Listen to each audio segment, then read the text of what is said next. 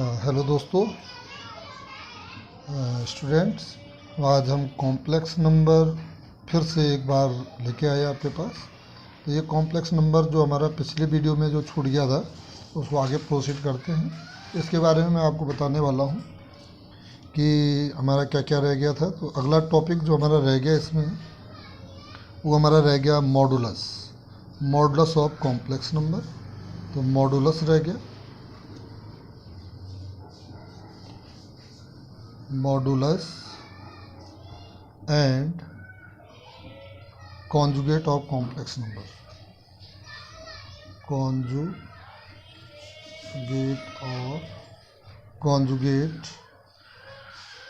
Modulus and conjugate of complex number. ठीक है, complex number को हम जेड से डिफाइन करते हैं, जेड। ओके, जेड से डिफाइन करते हैं कॉम्प्लेक्स नंबर। तो मॉडुलस क्या होता है, थोड़ा मॉडुलस के बारे में जानते हैं। मॉडुलस को डिफाइन किया जाता है, मॉडुलस को हम जेड मोड, दो पैरेलल लाइन के अंदर जेड को दिखाते हैं। मैंने पीछे बताया था कि जेड क्या है, कॉम्प्लेक्स नंबर को डिफाइन किया जाता है। तो मॉडुलस ऑफ कॉम्प्लेक्स नंबर, तो जेड की जो वैल्यू होती है, लेट से एक्स प्लस आयोटा वाई। ठीक है, जेड की वैल्यू ये है, तो modulus of Z, mode of Z ये हो जाएगा। और इसकी जो वैल्यू होती है वो होती है square root of X square plus Y, X square plus Y square. ठीक है, ये मॉडुलस ऑफ कॉम्प्लेक्स नंबर होगा। दूसरा पॉइंट आया कॉन्जुगेट। तो कॉन्जुगेट को हम कैसे दिखाएंगे,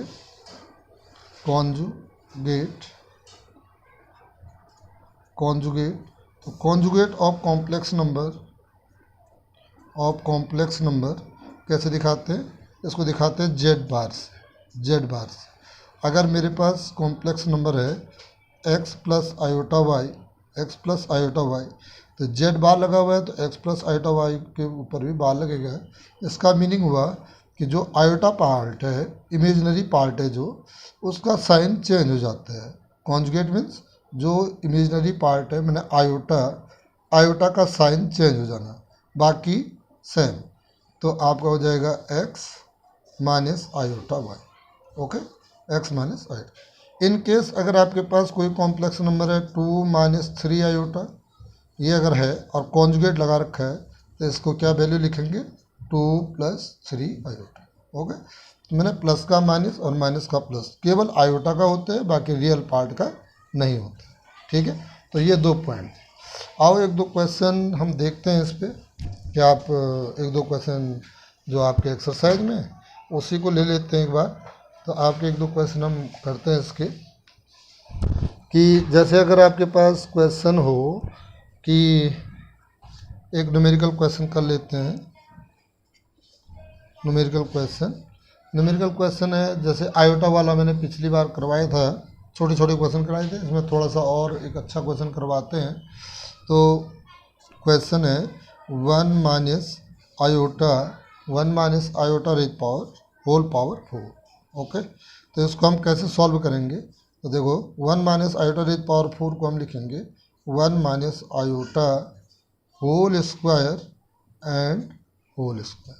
ठीक है, स्क्वायर होल स्क्वायर, 2 2 जो 4 पावर 4। ओके, तो अब यहाँ पे देखिए a minus B whole square हुआ, होल स्क्वायर को रहने दो, ये जो वाला होल स्क्वायर अंदर वाला है, तो इस पर a minus B whole square लगेगा। तो इसकी फॉर्म बन जाएंगी a square 1 square plus b square मैंने आयोटा स्क्वायर, और माइनस है यहाँ पे minus 2ab, 2 into 1 into iota. Okay, और इसका होल स्क्वायर। आगे सॉल्व करते हैं, 1 का स्क्वायर 1 हुआ, आयोटा स्क्वायर माइनस 1 हुआ, प्लस माइनस 1। ठीक है, और minus 2 iota whole square. Okay, तो ये हो जाएगा -1 प्लस 1 ये कैंसिल।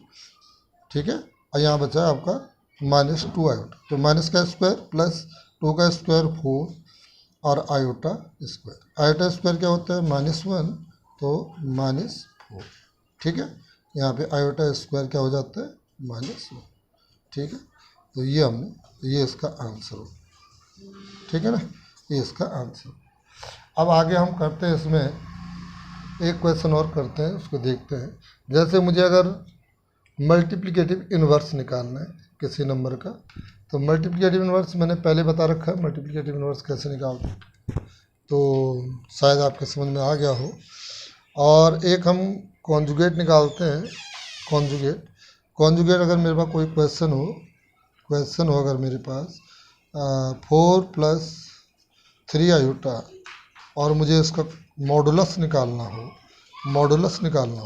तो क्या करेंगे।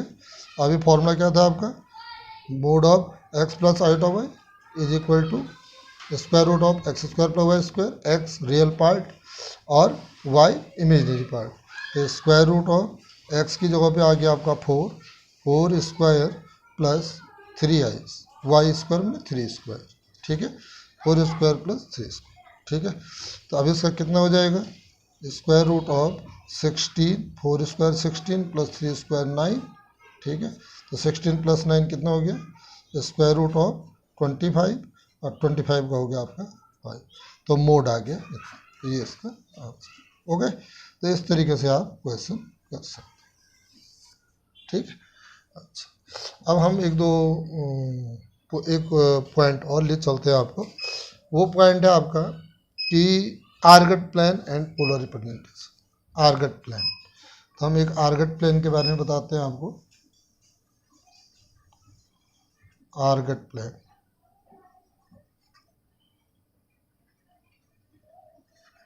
आर्गट प्लेन, ये आर्गट प्लेन का मीनिंग क्या हुआ, आर्गट प्लेन क्या हुआ, जो आपने कोऑर्डिनेट ज्योमेट्री में कोऑर्डिनेट प्लेन पढ़ा था, ऐसे एक आर्गट प्लेन होता है जब हम कॉम्प्लेक्स नंबर पढ़ते हैं। अगर मेरे पास कोई आपके पास नंबर्स हैं, कोई नंबर्स हैं आपके पास, वो नंबर है आपके पास कोई कॉम्प्लेक्स नंबर, अलग अलग कॉम्प्लेक्स नंबर हैं। लेट Z1 कोई कॉम्प्लेक्स नंबर है और वो है तुम्हारे पास 2 + 3 आयोटा, 2 + 3 आयोटा। ऐसे ही आपके पास नंबर है Z2 है आपके पास -3 + 4 आयोटा। ऐसे ही तुम्हारे पास अगला नंबर है Z3 है आपके पास 1 -2 आयोटा। और Z4 है आपके पास -2 + 5 आयोटा, ठीक है। तो ये कुछ कॉम्प्लेक्स नंबर दिए हुए हैं। तो इन कॉम्प्लेक्स नंबर को अगर मैं इनके पॉइंट निकालूं, कोऑर्डिनेट निकालूं, रियल और इमेजिनरी पार्ट दिखाऊं, तो कैसे करूंगा। तो रियल और इमेजिनरी पार्ट, जैसे मेरे पास x और y से मैं इनके रियल और इमेजिनरी पार्ट लिखूं, तो जो पहला वाला बनेगा आपके पास 2 और 3, x की वैल्यू 2 और y की वैल्यू 3। अगले वाले में क्या बनेगा, -3 4, तो -3 and 4, ठीक है। अगले वाले में क्या बनेगा, -1 and -2। अगले वाले में आपका क्या बनेगा, 2 and -5, 2 and -5। ओके, तो ये आपके पास हो गया। अब इसको आप अगर कोऑर्डिनेट प्लेन में क्या करते हो, शो करते हो, तो उसको बोला जाता है Argand plane. These point denoted on coordinate plane is called Argand plane, तब इसको आर्गट प्लेन कहते हैं, ठीक है। तो ये आपका हो जाएगा जैसे 1 2 3 4 5, 1 2 3 4 5, 1 2 3 4 5, 1 2 3 4 5। अब देखिए सबसे पहला डिजिट है आपका 2 3, तो 2x का 2 और y का 3 आपका यहाँ पे आया। फिर आपका ये पॉइंट हुआ Z1, ये Z1 हो गया आपका। ऐसे ही Z2 -3 4 है, तो x का -3 और y का 4 इसके सामने ये, तो यहाँ पे आ गया आपका। तो ये Z2 पॉइंट हो गया आपका। ऐसे ही -1 2, तो x का -1 और y का 2 -2, तो ये यहाँ पे आ गया, ये Z3 हो गया आपका, ठीक है। दोनों के दोनों माइनस, थर्ड कोऑर्डिनेट। और 2 - 4 5, तो 2x का 2 और y का -5, ये पॉइंट यहाँ पे आया, तो इसको हम Z5 बोलते हैं, ठीक है। This is called Argand plane. The complex number denoted on the coordinate plane is called Argand plane, तो इसको हम आर्गट प्लेन बोलते हैं। ठीक है, ये आर्गेट प्लेन है। इस कॉम्प्लेक्स नंबर को यहाँ डिनोट करना ही आर्गेट प्लेन। ओके, अच्छा अब हम नेक्स्ट एक पॉइंट है कि polar representation, polar representation, polar representation.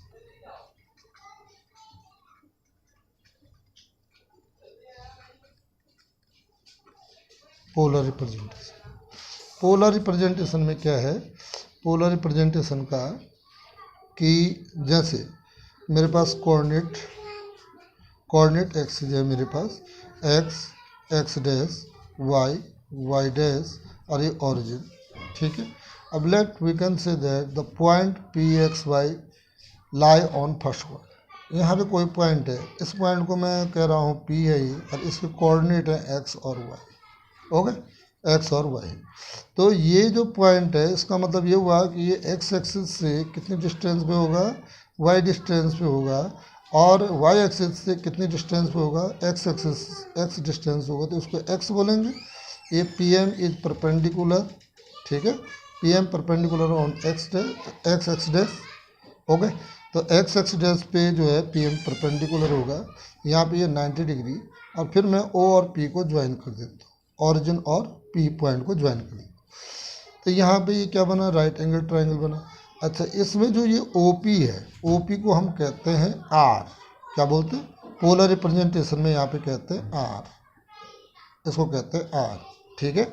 O P को यहाँ पे कहते हैं आर, पोलर रिप्रेजेंटेशन, ठीक है, आर इसकी वैल्यू। और the O P make with X axis angle makes with X axis is theta. तो ये तुम्हारा पोलर रिप्रेजेंटेशन की फॉर्म आती है। तो R and theta is called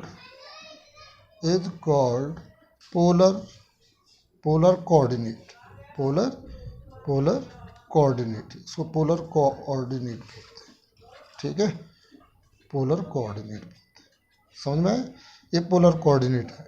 अच्छा, यहाँ पे अब देखिए P M O right angle triangle हुआ, ट्राइंगल पी एम ओ, जो एंगल एम है वो 90 डिग्री है।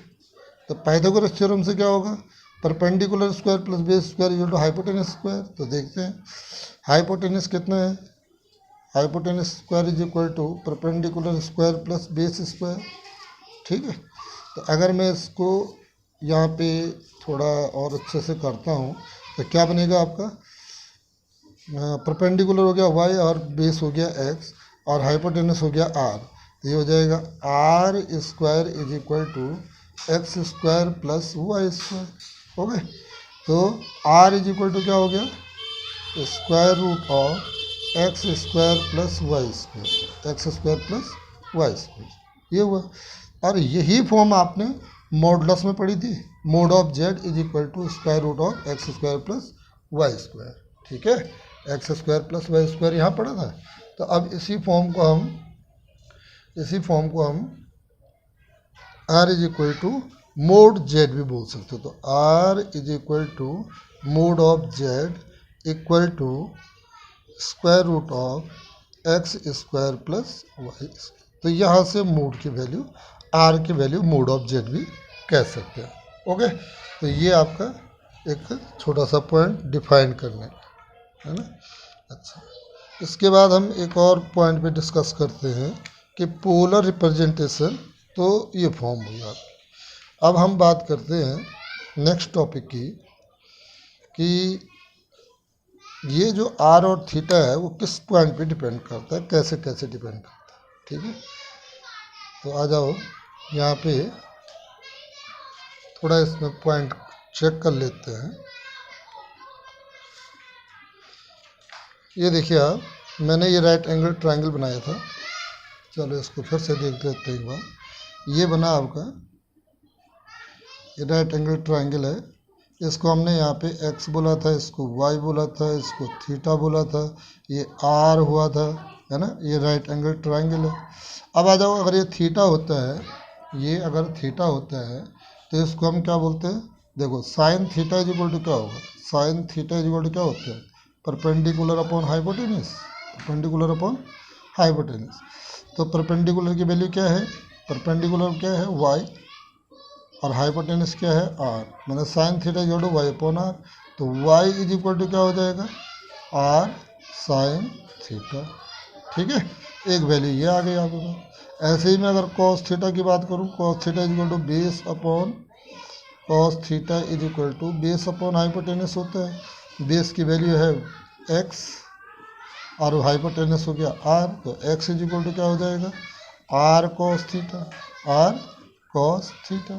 ठीक है, r cos थीटा, ये आपका x की वैल्यू हो गई। अब ये दोनों जो वैल्यू है उसको उठा के हम कॉम्प्लेक्स नंबर पता है आपको कॉम्प्लेक्स नंबर कौन सा था, complex number z is equal to X plus iota Y होता है ना। तो x real part y imaginary part, तो x और y की वैल्यू दोनों जगह पुट कर देते हैं, तो z इज इक्वल टू हो जाएगा r cos theta plus y की वैल्यू है iota r sine theta.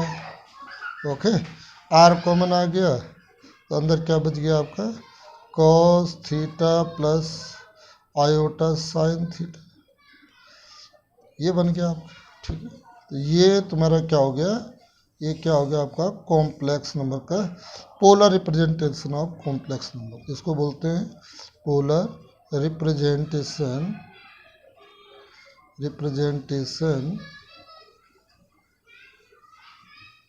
Of complex number z। ठीक है, ये है पोलर रिप्रेजेंटेशन। अच्छा, इस पे एक और इम्पोर्टेंट पॉइंट है कि जो यहाँ पे जो थीटा यूज हो रहा है, देखो ये इक्वेशन 1 और इक्वेशन 2, ठीक है ना, इन दोनों को हम क्या कर देते हैं डिवाइड कर देते हैं, 1 को 2 से डिवाइड कर देते हैं, तो क्या हो जाएगा y upon X is equal to r sine theta upon r cos theta, r cos theta, r से r कैंसिल हो गया तो ये आएगा तुम्हारा tan theta is equal to y upon X. तो ये हम ये मान के कि ये दोनों पॉजिटिव केस है, इसलिए टेन थीटा यहाँ पे पॉजिटिव होगा। बट x और y की थीटा की जो वैल्यू होगी, theta depend upon x and y, x and y पे डिपेंड करेगा। थीटा की जो वैल्यू होगी वो x और y पे डिपेंड करेगी। अब कैसे डिपेंड करती है देखते हैं इसको। ठीक है, देखिए कुछ वैल्यू आपको याद करनी पड़ेंगी, इसको किस तरीके से होगा। तो हमारे पास कितने क्वाड्रेंट थे, 4 क्वाड्रेंट थे, तो theta depend upon x and y coordinate, theta depend upon x and y coordinate.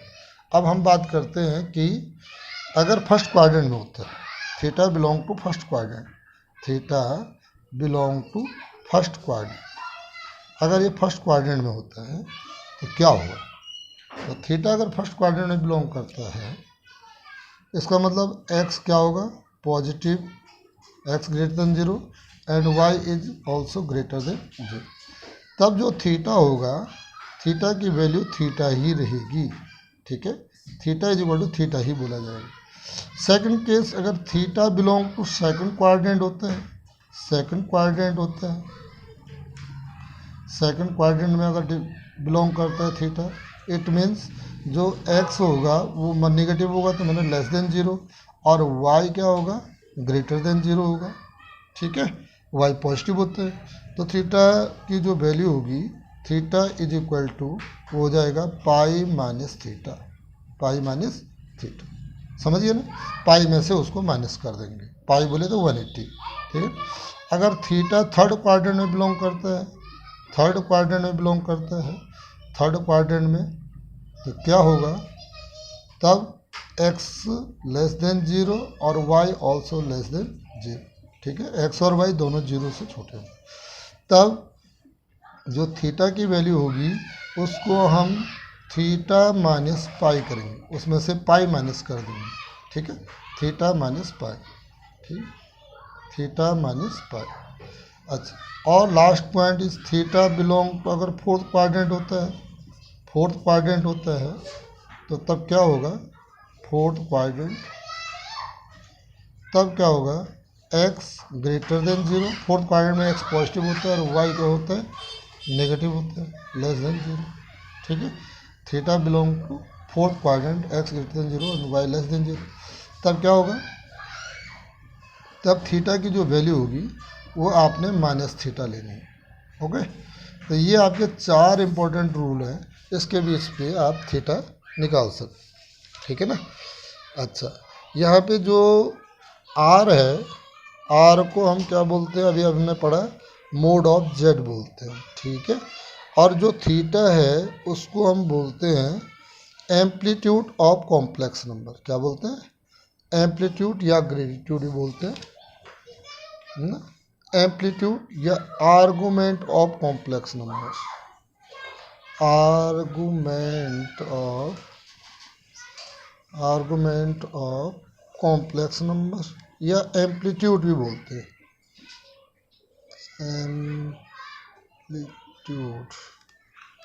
Amplitude of complex number बोलते हैं। ठीक है, थीटा की value are mode of Z and theta is argument of Z. ठीक है, और दिस इज पोलर रिप्रेजेंटेशन, ये आपका पोलर रिप्रेजेंटेशन है। जो भी वैल्यू आएगी वो यहाँ पुट कर देनी है और आपका आंसर आ जाएगा। तो आ जाओ, एक हम न्यूमेरिकल करके हम इसको क्लियर कर देते हैं। तो बहुत ही इम्पोर्टेंट पार्ट है, इससे हम सारा क्लियर कर देंगे। तो एक न्यूमेरिकल ले लेते हैं हम। हमारे पास है कोई कॉम्प्लेक्स नंबर है, क्वेश्चन है आपके पास z इज इक्वल टू -1 और minus iota root 3, -1 minus iota root 3, ये आपके पास क्वेश्चन है। और इसका क्या करना है, पोलर रिप्रेजेंटेशन करना है। ठीक है, पोलर कोऑर्डिनेट भी निकालना है, मॉडुलस, आर्गुमेंट और पोलर रिप्रेजेंटेशन। ठीक है, तो इनको पोलर रिप्रेजेंटेशन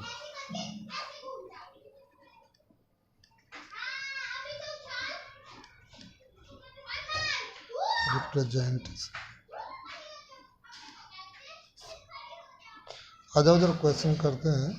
तो सबसे पहले काम आपके पास क्या दिया हुआ है, जेड दे रखा है, कॉम्प्लेक्स नंबर गिवन है आपके पास। तो कॉम्प्लेक्स नंबर अगर गिवन है तो क्या करेंगे, जो कॉम्प्लेक्स नंबर गिवन है उसको कंपैरिजन करेंगे जेड से एक्स प्लस आयोटा वाई से। ठीक है, रियल को रियल से इमेजिनरी में, तो यहाँ से मैं एक्स और वाई की वैल्यू आ जाएगी। तो x इज इक्वल टू -1 और y इज इक्वल टू आपका क्या आ गया, -√3। ओके, x और y आपको पता लग गया। ठीक है, तो अब मुझे r निकालना है, जिसको हम मोड ऑफ z बोलते हैं। और मोड ऑफ z की जो वैल्यू होती है स्क्वायर रूट ऑफ क्या होती है, x² प्लस y²। तो x और y की दोनों वैल्यू यहाँ पुट कर देंगे। तो r इज इक्वल टू हो गया आपका स्क्वायर रूट ऑफ -1² प्लस -√3², दोनों माइनस में है और उनका स्क्वायर भी है तो प्लस हो जाएगा। तो आपकी वैल्यू क्या आ जाएगी, 1 + 3, स्क्वायर से रूट कैंसिल, ये हो जाएगा √4, √4 को क्या बोलते हैं, 2। तो r इज इक्वल टू क्या आ गया आपका, 2। तो r की वैल्यू 2 आ गई। ठीक है, अब अगला पॉइंट है आपका कि थीटा निकालना है। तो थीटा डिपेंड करता है एक्स और वाई की। तो एक्स क्या है, लेस देन 0 है, और वाई भी क्या है, लेस देन 0 है। मैंने एक्स की वैल्यू आपकी -1 और वाई की वैल्यू आपकी -√3। इट मीन्स थीटा कहाँ बिलोंग करेगा, थीटा बिलोंग करेगा एक्स माइनस वाई माइनस, तो third quadrant. Theta belong to third quadrant करेगा बिलोंग, और थर्ड क्वाड्रेंट में अगर बिलोंग करता है तो थीटा की वैल्यू थीटा माइनस पाई लिखेंगे। तो थीटा इज इक्वल टू हो जाएगा थीटा माइनस पाई। अब ये थीटा कहाँ से आएगा, तो अभी आपने टेन थीटा देखा था, tan theta is equal to Y upon X, Y upon X mod होता था। वाई की वैल्यू कितनी है, -√3 अपॉन -1।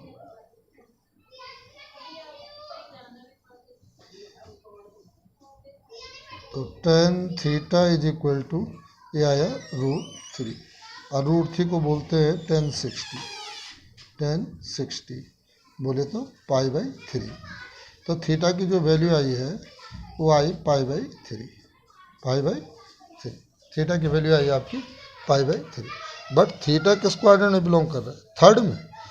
ये थीटा जो है थर्ड क्वाड्रेंट में बिलोंग कर रहा है, तो थीटा की जो वैल्यू होगी π/3 माइनस पाई हो जाएगा। ठीक है ना, ये थर्ड क्वाड्रेंट में बिलोंग कर रहा है, थर्ड क्वाड्रेंट में बिलोंग कर रहा है, तो π/3 माइनस पाई। π/3 माइनस पाई को क्या बोलते हैं? Theta is equal to 3 pi minus 3 तो हो जाएगा माइनस 2π/3, 2π/3। ये आपका बना है। ठीक है ना। अब आपको पोलर रिप्रेजेंटेशन करना है। थीटा पता हो गया, आर पता हो गया, थीटा पता होगा, ये वैल्यू हम पुट कर देंगे। तो आपकी वैल्यू क्या बनेगी पोलर रिप्रेजेंटेशन करने के लिए? उसको बोलते हैं हम polar representation z is equal to R cos theta plus iota sine theta. ठीक है। तो z इज इक्वल टू क्या हुआ आपका? r की वैल्यू कितनी आई? 2 कॉस थीटा की वैल्यू क्या आई? 2π/3। ओके। और प्लस आयोटा साइन माइनस 2π/3। ठीक है। ये आपका क्वेश्चन कंप्लीट। तो इसको बोलते हैं polar form of complex number, polar representation of complex number, और ये इसका आंसर। ठीक है। तो इस तरीके से आप क्वेश्चन कर सकते, समझ गए ना। बाकी अगर कोई भी क्वेरी है आप व्हाट्सएप पे मेरे को मैसेज कर सकते हो। Thank you.